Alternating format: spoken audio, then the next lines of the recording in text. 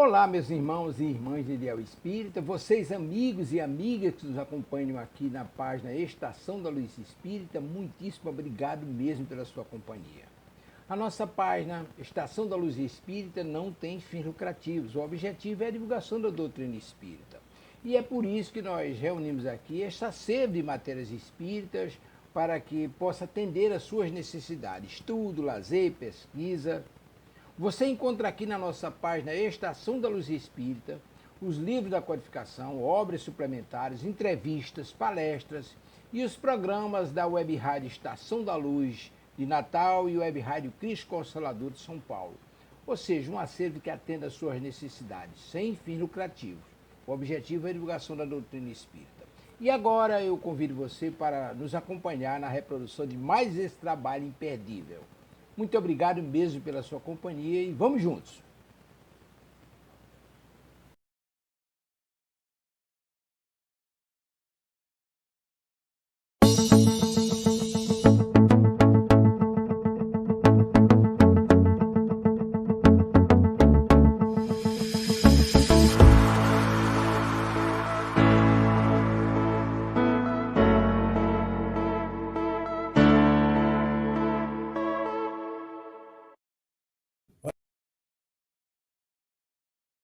Olá, queridas e queridos amigos de Ideal Espírita. Estamos iniciando pela Web Rádio Cristo Consolador o programa Enfoques Espíritas, com o apresentador palestrante Jorge Lahar. Uma das primeiras lições que nós temos ao conhecer e ao entrar em contato com a doutrina espírita é a informação sobre o que significa efetivamente o existir e como que a gente conceitua todas essas coisas. E nesse sentido, é muito comum nós precisarmos redefinir algumas coisas. E um desses conceitos que a gente precisa redefinir é o conceito do que seja a morte. O que é a morte para a doutrina espírita? Qual é o contrário de morte? O que é que se opõe à morte? Aqueles que não conhecem a doutrina espírita têm a tendência de dizer que o contrário de morte é vida. Mas para o conceito da doutrina espírita, o contrário de morte não é vida. O contrário de morte é nascimento, porque o oposto da partida é a chegada. E a vida? A vida não tem contrário, porque nós temos vida sempre. Nós temos vida na matéria, vida fora da matéria.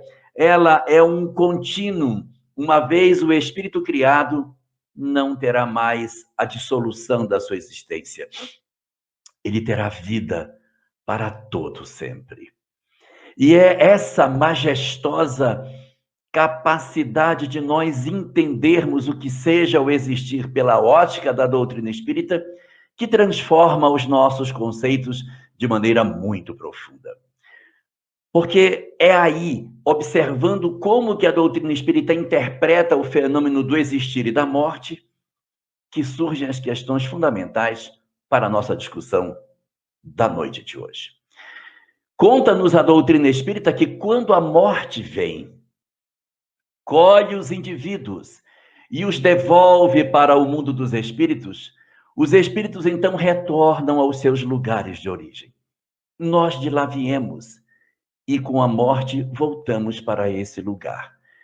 Mas em função do processo da reencarnação que nós acabamos de sair, em função da complexidade do corpo físico que a gente passa muito tempo vestindo e do embotamento das nossas compreensões pelo processo reencarnatório, a gente perde muito das nossas lembranças. Nós esquecemos muito das nossas questões mais internas, porque o corpo físico acaba tirando de nós muito da nossa lucidez.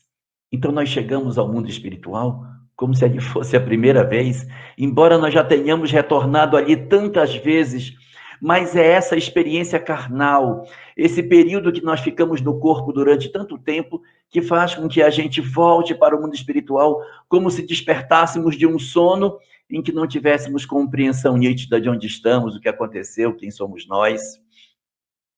E é assim que se dá. Nesse momento da nossa evolução, nessa etapa onde nós temos ainda tantas imperfeições morais. E logo que nós chegamos ao mundo espiritual, nós temos uma grande descoberta. Nós vamos perceber que era tudo verdade. Que as coisas que as religiões diziam, que as informações que os sacerdotes falavam, que todo esse conjunto de verdades que compõem a base das religiões, era verdade. Existia em nós alguma coisa que sobreviveria à morte e que continuaria existindo do lado de lá da vida. Nós vamos descobrir que nós, em verdade, somos um espírito, que não somos um corpo. A descoberta dessa verdade, ao despertar para esse conhecimento, produz em nós uma série de angústias, porque de um lado nós nos alegramos com o bem que nós conseguimos fazer.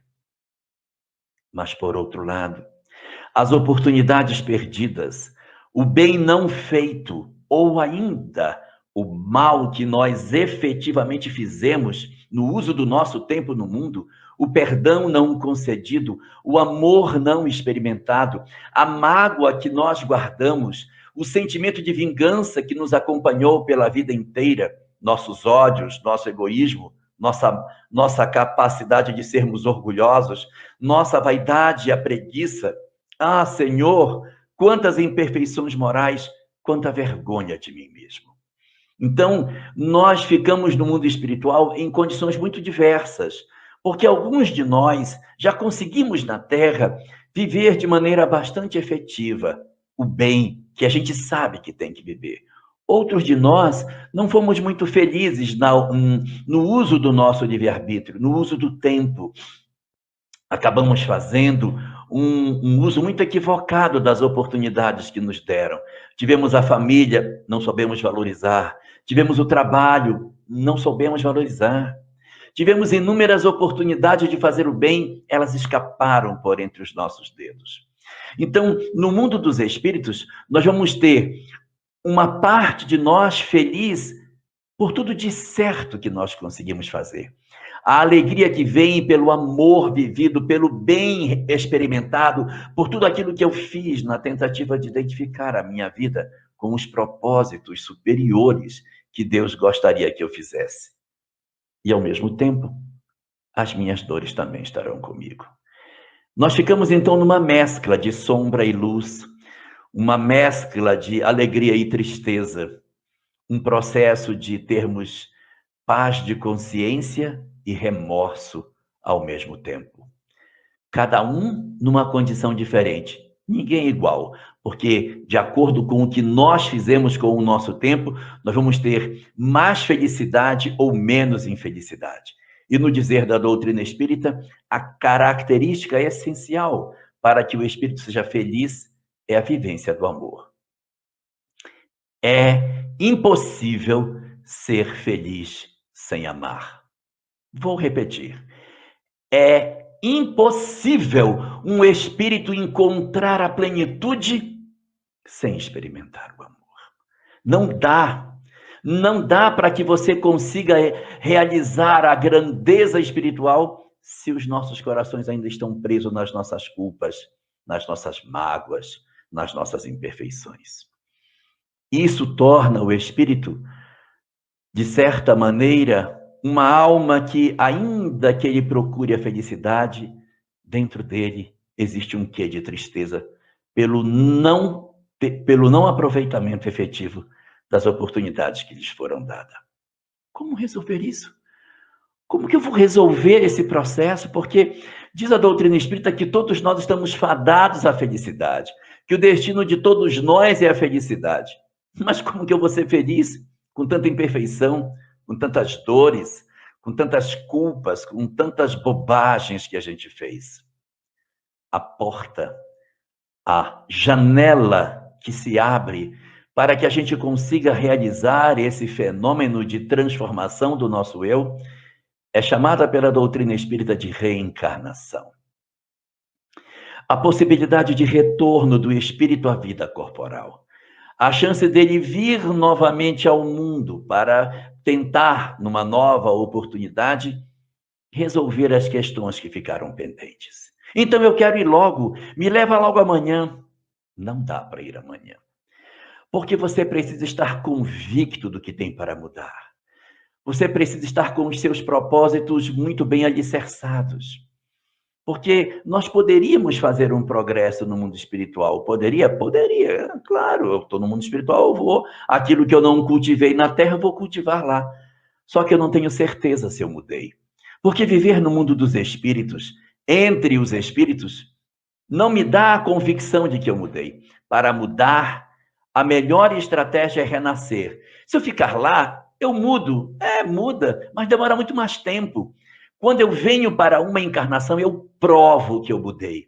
Porque o mergulho na carne apaga as minhas lembranças, abafa a minha lucidez, faz com que eu esqueça boa parte daquilo que eu acho que eu sei, para renascer apenas com o âmago da minha alma, com as verdades inamovíveis que existem dentro de mim. Então, numa encarnação, eu posso fazer um progresso que eu levaria séculos se eu tivesse ficado do lado de lá.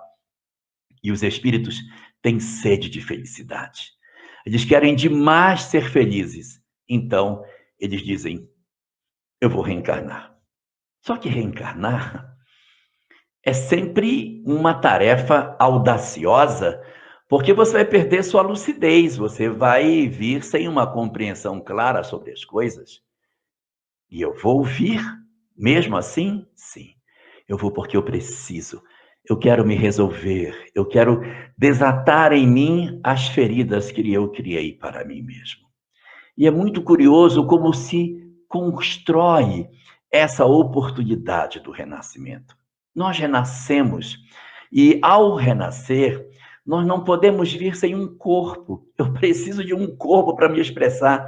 Para que a gente renascesse, eu precisei encarnar novamente e cada um de nós que está encarnado precisou passar por esse lindo mecanismo em que nós retornamos a um útero materno para que a gente renascesse, tomasse um corpo entre os homens, esquecesse boa parte do que nós éramos para recomeçar na expectativa de acertarmos dessa vez. Mecanismo lindo, a reencarnação. E dentro desse mecanismo da reencarnação, ocorrem uns fenômenos bem curiosos. O que acontece conosco no mundo espiritual antes de nós renascermos? Corroído pelas suas dores, pelas suas mágoas, pelas suas tristezas, pelos equívocos cometidos, o espírito, ele sente dentro do seu eu as culpas que ele teve. E não é necessário que exista um tribunal para julgá-lo. Não é necessário que elementos externos venham dizer a ele aonde ele errou. Cada um de nós tem a noção exata das nossas responsabilidades. Nossos corações sabem até onde nós acertamos e aonde foi que nós falhamos. Eu não preciso de ninguém fora de mim para dizer aonde eu errei. E exatamente porque eu sei das minhas culpas, eu sei dos meus erros, os espíritos falam que no mundo espiritual nós começamos a passar por um mecanismo de autoculpa. Que eu fiz, o que eu fiz, não podia ter feito, não podia ter feito. Esse é um mecanismo natural, porque na medida em que o espírito ele toma consciência do que ele fez de errado e ele quer voltar, ele precisa sentir a gravidade das coisas que ele praticou. É natural que isso seja assim. Nós caímos em nós próprios, nós mergulhamos no fundo do nosso eu e começamos a dizer, meu Deus, o que eu fiz? Eu não podia ter feito isso, não podia ter feito aquilo. Olha o que eu pratiquei, olha as coisas que eu realizei.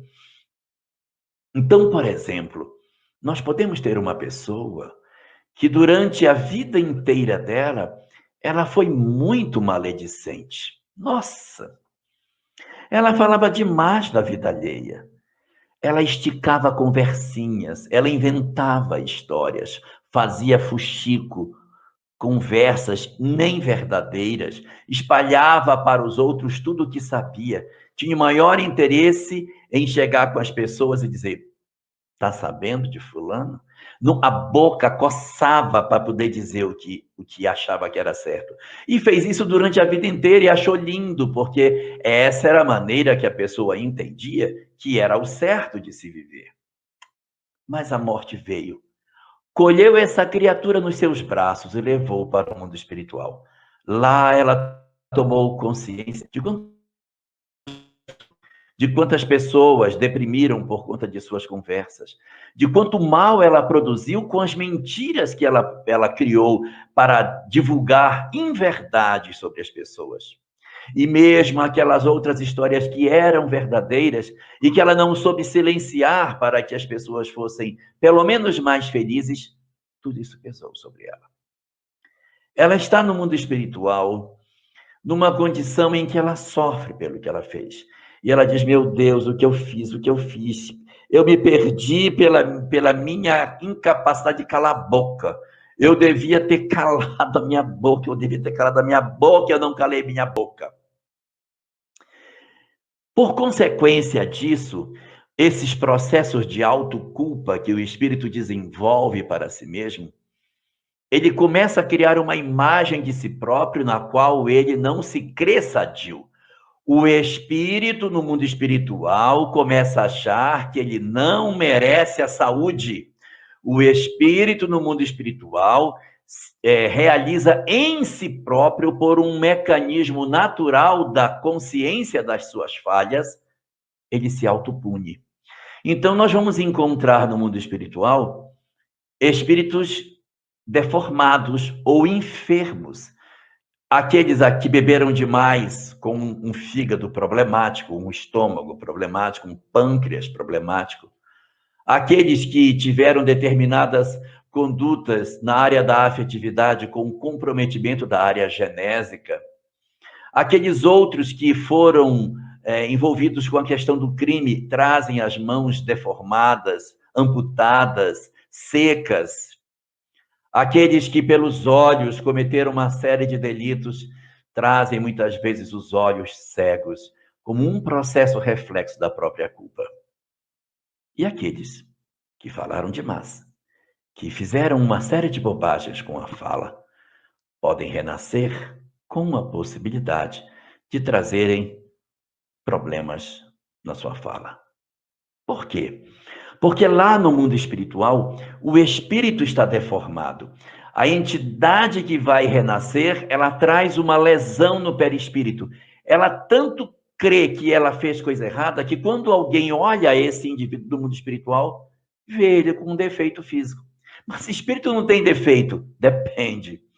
Se o espírito achar que tem, ele vai ter, porque a nossa forma depende de como nós acreditamos que nós somos.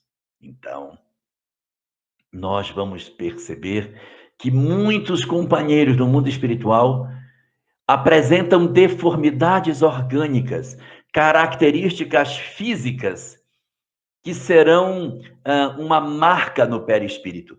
Uns com as pernas doentes, os braços doentes, pulmão, fígado, coração, cérebro, língua, qualquer parte do corpo. Você comprometeu determinada parte do corpo, há uma tendência do espírito de trazer essa mutilação no corpo espiritual. Então, esse companheiro, ele vai renascer. Ele vem para uma reencarnação. Ele vai se ensaiar para um novo corpo físico. Ele vai receber um ovo, aonde ele vai se implantar. Um espermatozoide e um óvulo irão se encontrar para produzir o corpo no qual ele vai se assentar. Como é que isso vai acontecer? Como é a dinâmica desse mecanismo relacionado com os aspectos da minha encarnação, os complexos mecanismos da embriogênese, as minhas emoções e as influências desse processo na minha saúde durante a vida física? André Luiz, tratando dessa questão, ele divide as encarnações em dois tipos. Dois tipos. Um tipo se chama encarnação de interesse coletivo ou interesse social.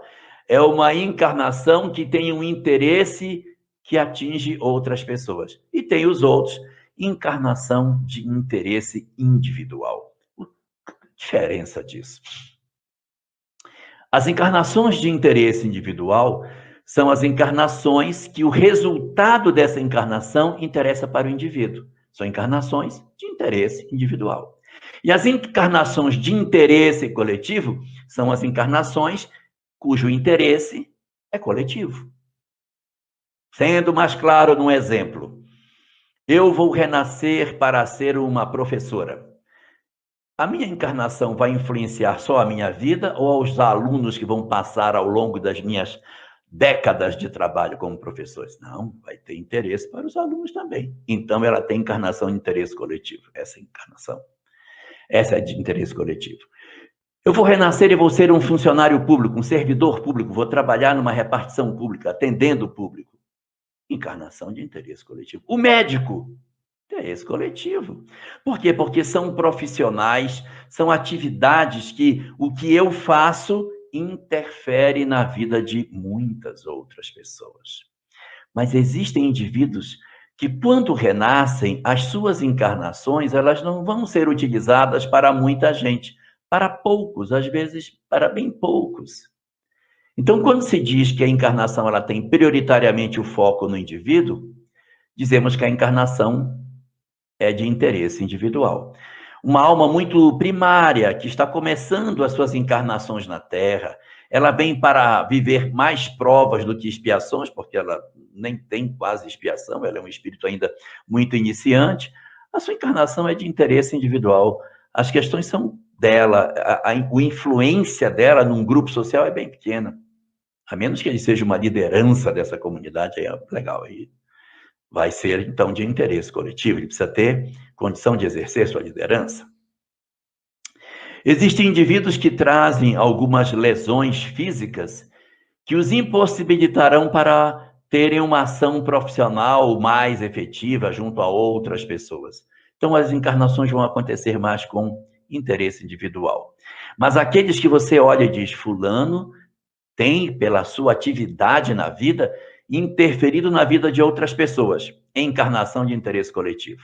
Tudo aquilo que você percebe que alguém, quando vive a sua encarnação, atua interferindo em outras pessoas, interesse coletivo. Políticos, interesse coletivo, porque a decisão dele interfere na vida de muitas outras pessoas. Então, nós vamos ter aí, segundo André Luiz, basicamente dois grupos: interesse individual, interesse coletivo. Qual é a diferença de ser de interesse individual, de ser de interesse coletivo? É que as reencarnações de interesse individual, elas têm uma presença menor da espiritualidade tentando ativar os mecanismos da misericórdia para esse indivíduo. Ele reencarna mais junto aos aspectos de justiça da lei de causa e efeito. E aqueles que têm reencarnações de interesse coletivo, a lei tem uma tendência de oferecer a eles um banho de misericórdia sobre as suas experiências, fazendo com que eles experimentem da lei de causa e efeito o aspecto mais misericordioso que ela possui, em função das ações que eles vão desenvolver em prol dos outros. Então, vamos lá. Vamos ver o que vai acontecer na prática com essa pessoa que vai renascer. Quando eu observo esse espírito que falou tão mal dos outros e que possui uma garganta enegrecida, ela possui toda uma disfunção no aparelho fonador que ela tem, ou seja, não vai ter uma facilidade de fala em função dos compromissos que ela possui. Eu digo, esse espírito, ele tem uma tendência muito forte de renascer e trazer um problema na fala. Por quê? Porque essa entidade, ela tem um perispírito doente, ela tem uma característica física doente. Quando ela vai se assentar sobre o ovo, para que ao sentar-se sobre o ovo, ela consiga desenvolver as células que vão formar o novo corpo, quando chegar na hora das células da garganta, não vai ser fácil conseguir uma garganta saudável. Porque as células que vão ser formadas serão orientadas por um perispírito doente. O perispírito, que é o modelador que vai gerar o corpo físico em cima da genética, ele traz uma lesão na área da garganta. Quando as células começarem a se multiplicar e a garganta precisar ser formada, esse espírito que reencarna, que está em processo de adormecimento progressivo, ele não vai conseguir orientar a divisão celular de maneira plenamente saudável, e é bem provável que essa pessoa renasça com uma deformidade física. Ela vai nascer com um problema na garganta. Isso é o mais esperado, ou seja, o assentamento do espírito sobre o corpo pode provocar essas alterações. Então, em função disso, o que pode acontecer? Os espíritos, sabendo que já vai se dar uma encarnação com determinadas características, eles já selecionam naquela partida de espermatozoides que vai formar a criatura, o espermatozoide mais apropriado para a experiência que ela vai ter. E se os espíritos não fizerem isso? Se eles não fizerem, ela vai reencarnar debaixo da lei. Vai vir um espermatozoide que vai encontrar com um óvulo e, naturalmente, o processo de multiplicação celular vai acontecer e esse indivíduo vai formar uma criatura com deficiência física. Então, como que isso se dá? Como é que o Espiritismo explica esse mecanismo do processo de formação do novo corpo? Existe um fenômeno da biologia chamado mutação. É a característica na qual uma célula, quando se divide em duas, as células filhas não são idênticas à mãe. As células filhas nascem doentes. Por que aconteceu uma doença? Pela orientação perturbada do espírito que está modelando o novo corpo, provocou uma característica nessas células que surgiram, que é diferente daquela que era a original, e aí começa uma deformidade a aparecer no corpo que vai se multiplicar. Então, a tendência do indivíduo é que ele renasça e encontre naturalmente o processo do mecanismo da lei de causa e efeito, onde as mutações vão se dar, e ele vai renascer com um problema no aparelho fonador. Ele vai nascer com uma falha, ou um lábio leporino, ou uma dificuldade qualquer na garganta, algo desse tipo, para sinalizar que o indivíduo, de certa maneira, ao tentar o processo reencarnatório, não teve o êxito no sentido da saúde física, mas ele precisa disso para ter saúde espiritual. Porque mais importante do que a saúde física é a saúde moral do indivíduo. E às vezes o corpo renasce enfermo para dar condições para que o espírito tenha a saúde moral que ele veio buscar. Ele não veio buscar a saúde física, ele sabia que o corpo se formaria com alguma deficiência. Mas ele veio atrás da saúde espiritual que ele precisa receber. Então, a criatura renasce e pelo mecanismo da lei de causa e efeito, ela vai tendo a multiplicação celular e vai chegar à condição adulta com as características que ela deveria ter. Isso é muito próprio nas encarnações de interesse individual. Porque as de individual, o que ocorre? Eu tenho uma lesão, vai reencarnar, ocorre a junção do espermatozoide com o óvulo, o espírito se assenta sobre isso, orienta a divisão celular, a embriogênese acontece, ocorre a influência do espírito sobre o corpo e vai resultar lá na frente num bebê que nasce com a impressão das características do perispírito sobre o novo corpo que se formou, e a gente olha para o bebê e enxerga uma deficiência ou uma doença nessa criança que nasce, mas, na verdade, do ponto de vista espiritual, é a grande oportunidade que Deus concedeu para essa alma retornar ao mundo físico e recomeçar o trabalho de reconstrução na dinâmica da própria vida. Mas essa circunstância é a circunstância típica para os momentos da chamada encarnação de interesse individual. Mas se o interesse é coletivo, há algumas mudanças nessa história. Existem algumas circunstâncias que acabam acontecendo que não são previstas para aqueles que renascem por interesse individual. Os que renascem sob interesse individual, que veem da lei o seu aspecto mais próximo da justiça, são acompanhados pelos espíritos que tutelam para que tudo dê certo, no sentido daquilo que se espera para aquela encarnação. Mas os que vêm à Terra para um trabalho de transformação espiritual, mas que ao mesmo tempo têm um interesse coletivo, eles são vistos de uma maneira muito particular. Além da justiça, eles recebem o banho da misericórdia de Deus sob as suas possibilidades de renascimento. Como seria no caso da professora que teria que reencarnar e que falou muito mal das pessoas no passado? Vai renascer, vai renascer. No mundo espiritual, tem um grave problema de fala, mas ela é uma professora excelente, é uma coisa engraçada. Ela é uma excelente professora, mas adora falar mal dos outros.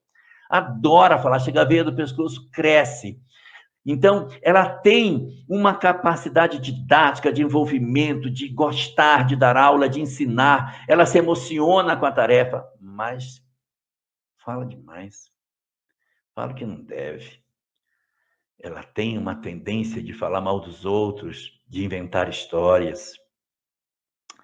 Ao chegar no mundo espiritual, a professora chegou toda comprometida, mas ela precisa renascer. E ela vai ser professora de novo, porque ela gosta, ela faz bem, vamos colocá-la como professora. Opa, mas não dá. Como que ela vai ser professora com uma garganta com problema? Não pode, ela tem que ir com um aparelho fonador bom. Mas ela não pode vir com um aparelho fonador bom, porque ela tem comprometimento. Então, muda a profissão dela. Não muda a profissão. E aquela discussão, o que faz? Acaba ocorrendo que as encarnações, por terem interesse coletivo, são trabalhadas pelos espíritos de maneira bem diferente. Olha como acontece.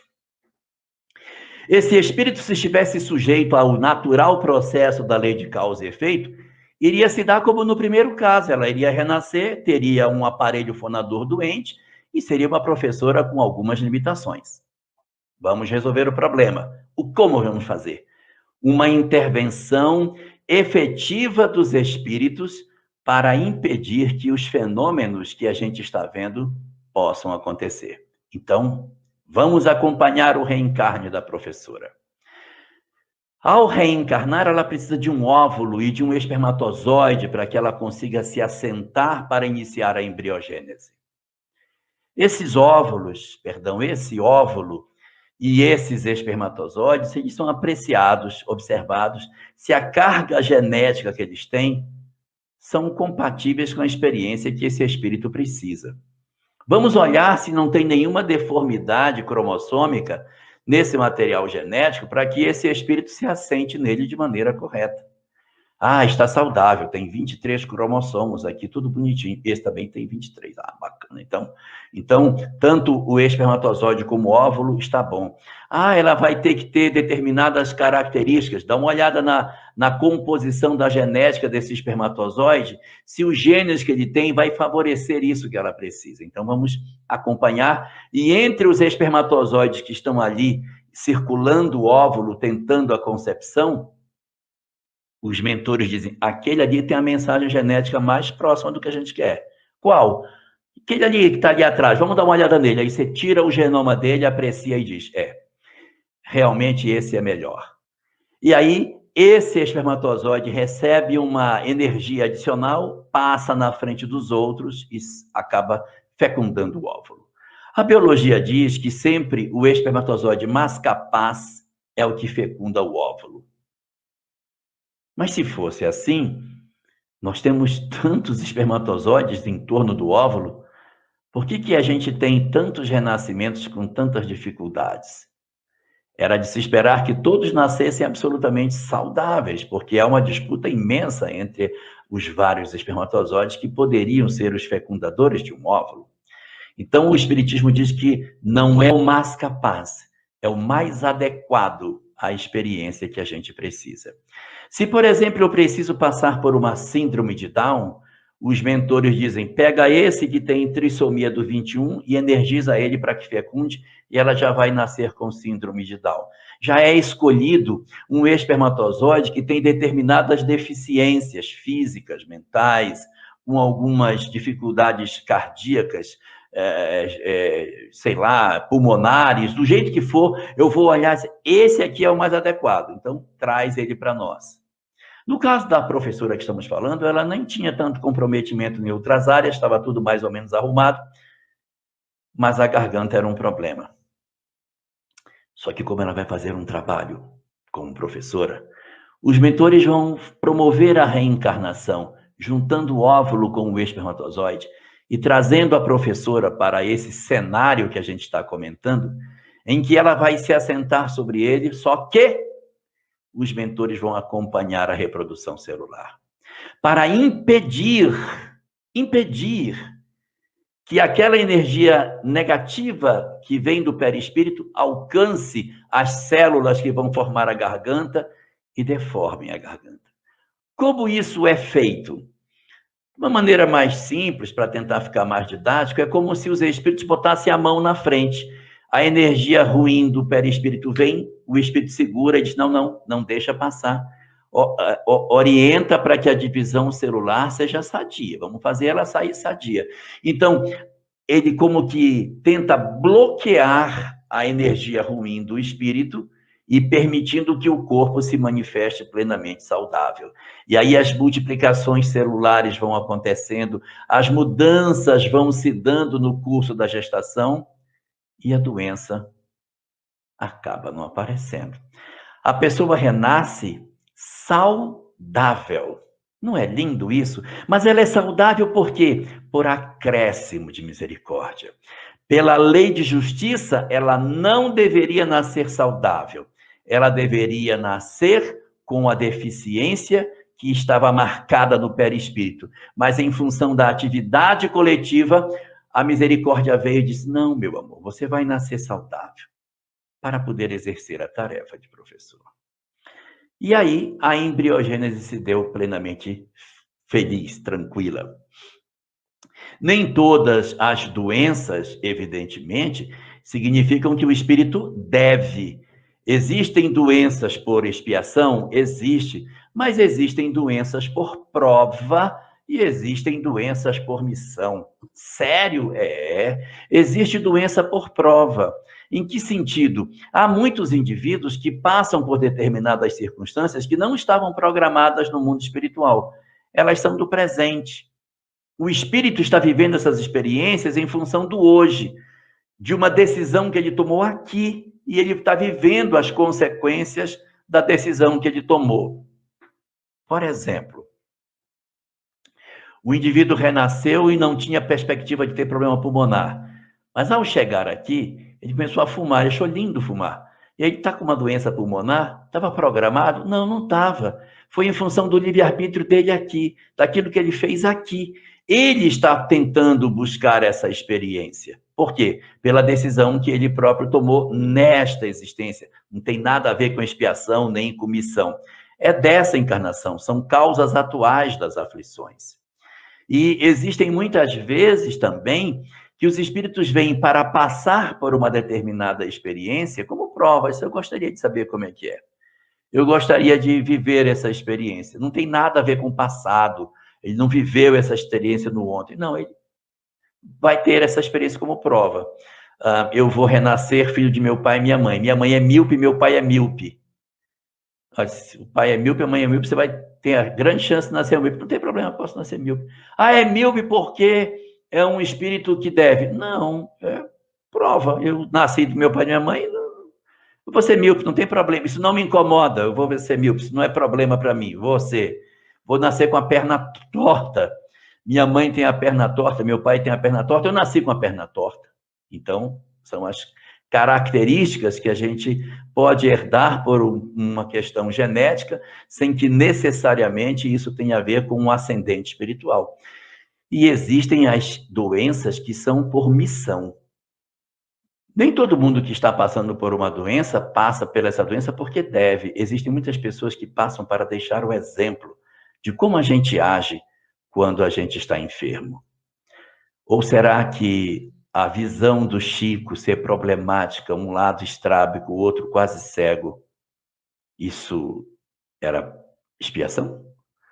Ou será que era para mostrar para nós que mesmo com todas essas limitações, ele fazia o que fez?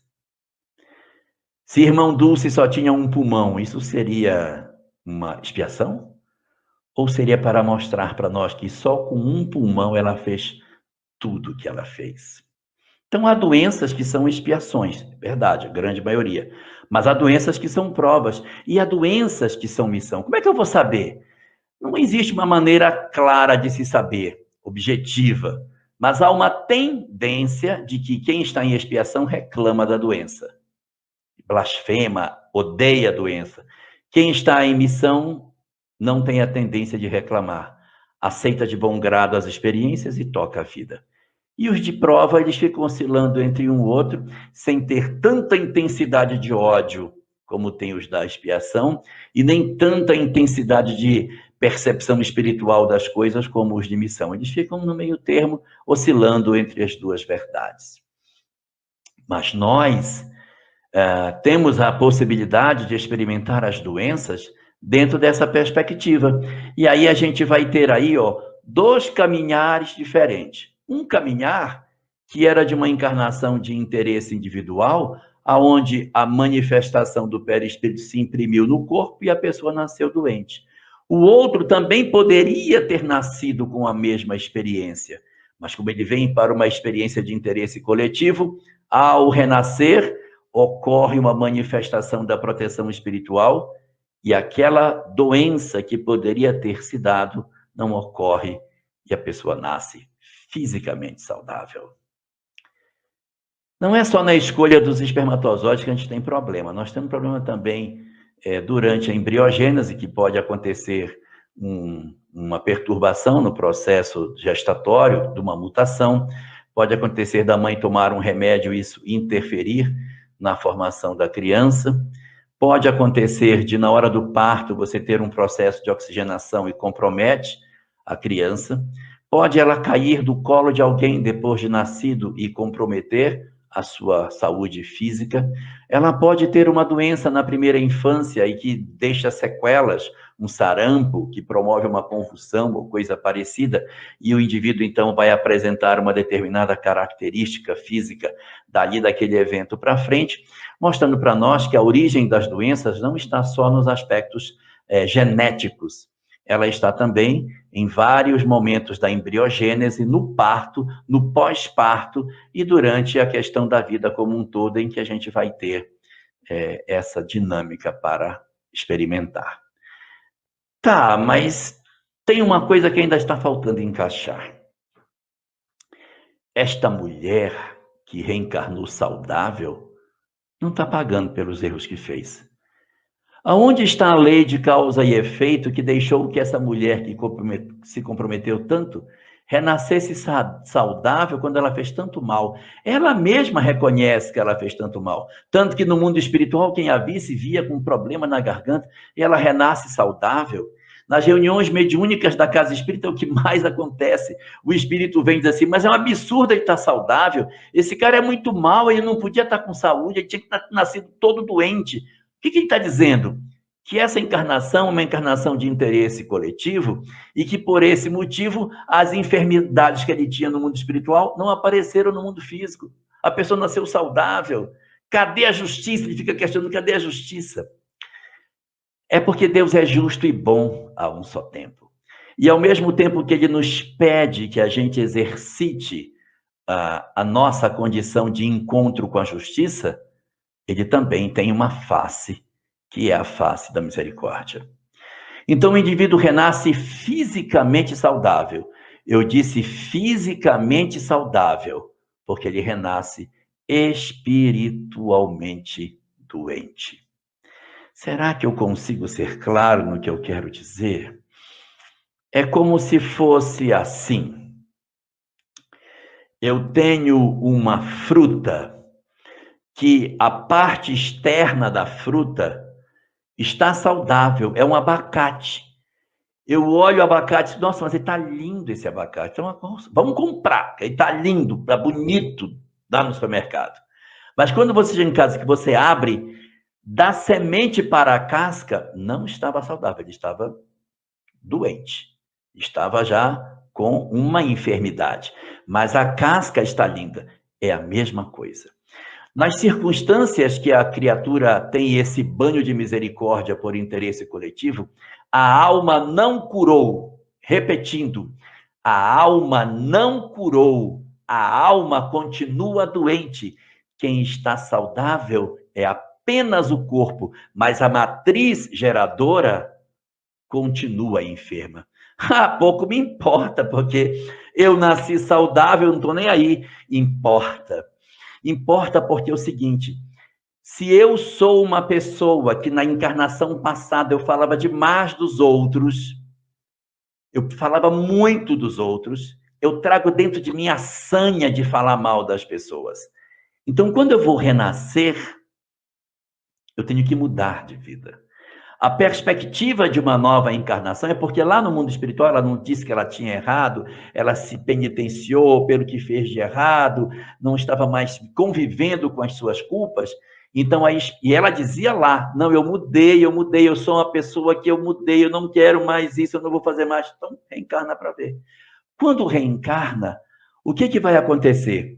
Esse espírito, ele pode, do lado de cá, já reencarnado, esquecer os compromissos que fez e fazer eclodir toda a personalidade perturbada que a pessoa tinha. O espírito problemático que não conseguia segurar a língua renasce como professor novamente e novamente faz besteira. Então, quando ela fala, que ela se exalta, que ela se irrita, ela está evocando do âmago do seu ser as energias deletérias que fizeram com que ela, no mundo espiritual, ela estivesse doente. Então, ela vai renascer, o corpo está sadio, mas o bombardeamento incessante das energias ruins na direção do corpo vão promover naturalmente um desgaste prematuro da máquina. E esta mulher, em pouco tempo, começará a apresentar problemas nas áreas da fonação. Eu não sei, fui no médico, problema. Deu um câncer na minha garganta, deu um câncer na minha faringe, eu tenho um problema de calo das cordas vocais, eu estou com dificuldade. Então, a pessoa traz as lesões do espírito para o corpo. Se as nossas emoções não se harmonizarem, nós vamos carregar as emoções do espírito na direção do corpo. O corpo está saudável, sim, mas a alma continua doente. E essa alma doente, tentando o tempo todo jogar as energias da raiva, da fala desequilibrada no corpo, vai fazer o corpo adoecer. Nós temos uma obra muito interessante sobre isso, chamada O Pensamento de Emmanuel, de Martins Peralva, onde ele trata do processo reencarnatório e discute esta questão com o nome de predisposições mórbidas. O que seria isso? Predisposições mórbidas é tendência para certas doenças. Meu filho nasceu, tem um problema de pulmão. Gente, ele tem asma, ele tem aquilo, ele tem não sei o que mais. Vira e mexe, esfriou, ele já começa a tossir. Pegou poeira, o menino tosse, é uma dificuldade. O pulmãozinho dele é muito frágil. Os outros, meu filho, não são todos, pulmão é tudo bom. Mas eu tenho um outro filho que tem um gravíssimo problema no estômago. O estômago dele é super sensível, ele tem uma série de problemas, ele enjoa, vomita, tem refluxo, é uma complicação. Então, ele tem um outro órgão de choque. Cada um de nós tem um órgão de choque diferente. E esse órgão de choque é o primeiro que desequilibra quando a gente faz bobagem. Então, tem gente que quando se irrita, dá dor de cabeça. Outros se irritam, não dá dor de cabeça, dá dor no estômago, dá azia. O outro é o coração, fica palpitando, sai do compasso, sente mal. O outro falta ar. Não consigo respirar. Tem gente que trava, fica todo duro, não consegue se mexer, trava a coluna todo. Tem gente que desarranja o intestino. Então, cada um de nós tem um órgão de choque diferente. O órgão está até razoavelmente saudável, mas ele é frágil. Qualquer perturbação, ele se desequilibra. Então, quem renasce na condição de reencarne por interesse coletivo, vem com uma nota promissória para descontar. Você vem para viver entre os homens uma experiência para não repetir a mesma falha. Então, eu vou te dar um corpo saudável e dizer para você, vai e acerta dessa vez. Se nós voltarmos para termos as mesmas condutas da encarnação anterior, as doenças que não nasceram conosco vão eclodir. E nós teremos um período da madureza para frente com uma série de dificuldades orgânicas, porque a eclosão do bombardeamento infeliz sobre o corpo aceleraram o desarranjo da máquina física, e as doenças que deveriam vir, que estavam sustadas, esperando que a gente mudasse, não conseguiram mais ficar seguras, porque a nossa conduta, as nossas emoções se derramaram sobre a saúde, produzindo em nós as loucuras das diversas doenças que nós conhecemos. Se eu, ao contrário, fizer uma mudança no meu eu corrijo a matriz. Eu deixo de ser como eu era. Eu venho para o mundo físico com uma nova proposta de conduta. Às vezes me dá vontade de falar dos outros, não fazer isso não. Não devo fazer, porque esse realmente mudou. Essa alma aí, essa mudou. Ela estava no mundo espiritual, sentiu a culpa do que fez e disseram, reencarna. Ela reencarnou e provou para si mesma que ela conseguiu. Então ela recebe um corpo melhor do que ela tinha pela lei de causa e efeito, mas a misericórdia deu para ela, fez uma aposta. Te dou um corpo saudável, mas ensina os meninos. Ela cumpriu a sua profissão. Não levou as energias negativas do espírito para o corpo. Então, a doença que poderia ter estourado como se fosse uma bomba relógio, ela desativou. E ela vai viver o resto dos dias de maneira razoavelmente saudável. Pode até ter alguma influência da doença, mas muito mais branda do que poderia ser, porque o trabalho no bem sustou o impacto da moléstia sobre o corpo físico. Por isso, as nossas emoções são tão importantes para a manutenção da nossa saúde. Nós não temos noção do quanto as nossas emoções perturbam as nossas condições de saúde física. Há uma tendência muito grande das pessoas dizer assim, essa doença é física ou essa doença é espiritual? Não existe doença física e doença espiritual. Doença é doença. O que acontece no físico interfere no espiritual. O que acontece no espiritual atua no físico. Uma pessoa com dor de cabeça, com muita dor de cabeça, tem menos paciência do que uma pessoa que não está com dor de cabeça. Os problemas no físico, eles interferem na nossa conduta. Então, quando eu vivo irritado, amargurado, com raiva, com ódio do mundo, eu, além de ter todas as complicações físicas, ainda me perturbo espiritualmente. E nesse particular, o Espiritismo nos dá algumas orientações muito importantes sobre isso no que diz respeito ao perdão. Nós, às vezes, encontramos pessoas que nos machucam, que nos ferem, que nos magoam, que nos produzem sentimentos muito ruins, e a nossa alma se encharca da vontade da vingança. Mas a gente tem que tomar cuidado. As religiões apontam todas para a necessidade do perdão, do amor ao próximo, de não se vingar, de não devolver aos outros. A gente ouve isso tudo em tantos lugares. O Espiritismo fala, o cristianismo fala, o islamismo fala, o judaísmo fala, o budismo fala. Meu Deus, todo mundo fala, mas a gente faz. E não percebe que as religiões estão gritando, perdoa para o teu bem. Mas nós não queremos perdoar, porque a gente acha que se perdoar vai tirar a culpa do outro daquilo que ele fez. Não. Ninguém tem o poder de tirar a culpa de ninguém daquilo que o outro fez. Nós, quando perdoamos, é para que nós tenhamos uma oportunidade melhor, nos desvinculando do nosso agressor. Porque o nosso agressor, aquele que agride, ele já está catalogado na lei de causa e efeito para encontrar as consequências, porque o problema está dentro dele. Então, quando eu não perdoo, eu marco o encontro com essa pessoa e atrelo o meu destino ao dela. Perdoar significa dissolver os vínculos e me desvincular da necessidade do reencontro com esse companheiro. Ele vai se educar com outros, não vai ser mais comigo. Porque O perdão é que dissolve essas possibilidades e me dá cura. Me dá a cura no sentido físico e me dá, ao mesmo tempo, a liberdade espiritual. Quando eu perdoo, eu ganho 5 benefícios pelo perdão. Benefício número 1, eu fico saudável. Eu não adoeço com tanta facilidade, eu fico melhor. As doenças que estão no perispírito, que poderiam eclodir no corpo, elas não vêm. Porque quando eu perdoo, eu entro numa nova vibração. Mas se eu vivo com ódio, com mágoa, com raiva da pessoa que me fez o mal, eu aciono todos os mecanismos de perturbação e aquilo vem para o meu corpo físico. Então, eu adoeço. Eu fico enfermo por conta das meus sentimentos de raiva. E isso é péssimo. Segunda consequência, quando eu odeio alguém, quando eu guardo mágoa de alguém, eu me torno uma pessoa amarga, difícil de conviver. É tão complicado de ver com pessoas que ficam, teu pai, o teu pai, e lá vem teu pai de novo. Ela não passa dessa história, ela repete essa história, então ela fica remoendo, e a tendência de quem é amargo é terminar a vida sozinho. Então, além de ficar doente, eu ainda fico com a solidão como companhia.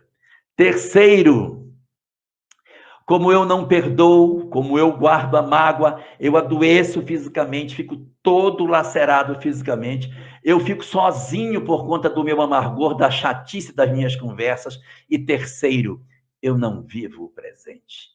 A vida passa diante dos meus olhos, eu não vejo. Porque eu fico pensando no passado, que foi que ele fez, porque ele fez.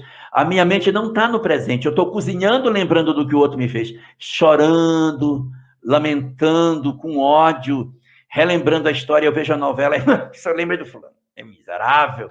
E aí eu volto. Então, eu não vivo agora, eu não vivo hoje, eu não vivo esse momento. E a vida passa e eu não vejo. Quando a gente vê, já ficou velho, os filhos cresceram, já tem até neto, a gente nem viu. Por quê? Porque o nosso coração estava o tempo todo pensando no ontem. Vai para o casamento da filha, e em vez de ficar saboreando a festa que está acontecendo, ficar lembrando do seu e lembrando do falecido. Ah, miserável, por onde será que anda? E não vivo hoje. Então, eu adoeço fisicamente, eu fico amargo e sozinho, e eu também não vivo o presente, a vida passa e eu não curto. Quarta consequência, ganham uma obsessão louca, porque as entidades perturbadoras encontram campo fácil, e elas potencializam ainda mais a minha raiva, o meu sentimento de tristeza, meu amargor, e pioram meu estado físico, psicológico e meu estado emocional. Então eu fico também espiritualmente doente, presa de um processo obsessivo que pode, inclusive, ter um processo de tratamento bastante difícil pela dificuldade que eu tenho de mudar o meu estado de espírito. E como se não bastassem essas 4, ainda tem a quinta. A quinta é receber de novo dentro de casa a pessoa que eu tanto odeio. Se você não quer encontrar com a pessoa que você não gosta, solta a pessoa. Perdoe. Desfaça o laço. Faça o exercício para perdoar, porque é para o seu bem, é para que você esteja bem. Nós precisamos perdoar para que as nossas almas possam sentir o bem. Enquanto a gente fizer isso, a gente não sente o amor. Então não pode ser feliz. É por isso que existe uma relação muito estreita entre as emoções da criatura humana e a sua própria saúde. Nós precisamos manter a harmonia dos nossos sentimentos, porque muito provavelmente todos nós que estamos assistindo essa nossa live, estamos encarnados por interesse coletivo. Porque nós temos uma série de pessoas que a gente interage na nossa vida profissional e social. Então, isso significa que existem doenças armazenadas aguardando a nossa conduta para se manifestarem ou não. Pensemos se nós estamos efetivamente cuidando das nossas emoções para que esses processos que vieram conosco no nosso processo reencarnatório eclodam ou não. O que tenho feito dos meus dias? Como tenho cultivado o amor dos meus dias? Para que eu consiga ter certeza se eu conseguir verdadeiramente usar a vida como Deus gostaria que eu fizesse, ou se eu estou, mais uma vez, perdendo tempo com a grande chance de retornar ao mundo espiritual tão envergonhado como eu cheguei lá da última vez.